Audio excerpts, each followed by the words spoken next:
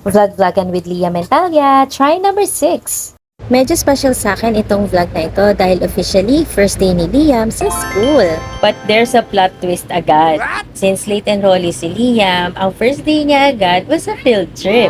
O diba, saan ka dyan? Si Daddy Allen nga nag-file pa ng leave para lang maipag-drive kami. Thanks, Dad! At ayun na nga, montik pa kaming mali dahil maling fire station yung napin namin sa Waze. Meron palang old and new fire stations dito sa Makati.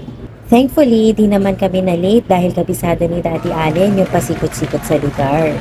Pagdating namin doon, yung mga teachers ng Pocket Playhouse have been already expecting the students and parents to arrive. Kaya si Daddy Allen and Talia, they stayed at the lobby cause hindi allowed na both parents will join. Sa third floor nga pala yung auditorium ni Makati Fire Protection. Kahit nga ako aliw na aliw dito sa field trip na to dahil this is the first time that I learned na meron pala mga educational and interactive station visits sa mga fire stations. Ang pinaka-goal nila is mag-promote ng fire safety awareness sa mga bata. Natutunan nila ang tamang emergency response kung sakaling magkasunog. Pinakita nila kung paano bumababa sa pole ang mga firefighters. Inintroduce sila sa mga firefighting equipment.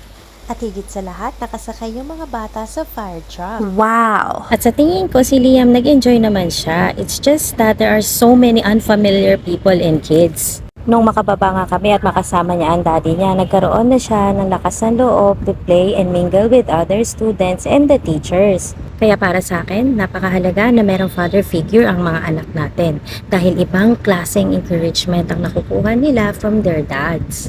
Habang pinapanood ko nga si Liam na nag-explore dito sa field trip na to, I felt like that my inner child also experiences things through him. Hindi lang pala to first time para kay Liam. First time din to kay mommy and daddy. Hanggang sa susunod naming vlog. Paalam!